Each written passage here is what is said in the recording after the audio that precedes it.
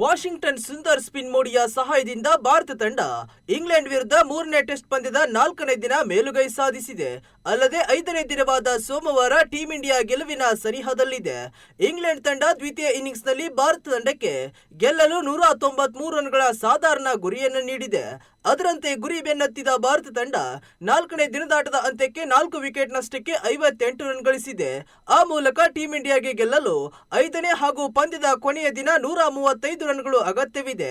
ಅಂದ ಹಾಗೆ ಭಾರತದ ಖಾತೆಯಲ್ಲಿ 6 ವಿಕೆಟ್ಗಳು ಬಾಕಿ ಇದ್ದು ಒಂದು ದೊಡ್ಡ ಜೊತೆಯಾಟ ಬಂದ್ರೆ ಕೊನೆಯ ದಿನ ಭಾರತಕ್ಕೆ ಗೆಲುವು ಸಿಗಲಿದೆ. ಇಂಗ್ಲೆಂಡ್ ತಂಡ 192 ರನ್ಗಳಿಗೆ ಆಲ್ಔಟ್ ಆದ ಬಳಿಕ ಗುರಿ ಹಿಂಬಾಲಿಸಿದ ಭಾರತ ತಂಡದ ಆರಂಭ ಉತ್ತಮವಾಗಿರಲಿಲ್ಲ. ಆರಂಭಿಕ ಬ್ಯಾಟ್ಸ್ಮನ್ ಜೈಸ್ವಾಲ್ ಪ್ರಥಮ ಇನ್ನಿಂಗ್ಸ್ ದ್ವಿತೀಯ ಇನ್ನಿಂಗ್ಸ್ ನಲ್ಲಿಯೂ ಚೋಪ್ರಾ ಆರ್ಚರ್ಗೆ ವಿಕೆಟ್ ಒಪ್ಪಿಸಿದ್ರು. ನಂತರ ಕರುಣ್ ನಾಯರ್ ಅದೇ ರಾಗ ಅದೇ ತಾಳ ಎಂಬಂತೆ 14 ರನ್ ಗಳಿಸಿದ ಬಳಿಕ ಔಟ್ ಆದ್ರು. ನಂತರ ನಾಯಕ ಶುಭ್ಮನ್ ಗಿಲ್ ಕೂಡ ವಿಫಲರಾದ್ರು. ಕರುಣ್ ಹಾಗೂ ಗಿಲ್ ಅವರನ್ನ ಬೈಡೆನ್ ಕಾರ್ಸ್ ಔಟ್ ಮಾಡಿದ್ರು.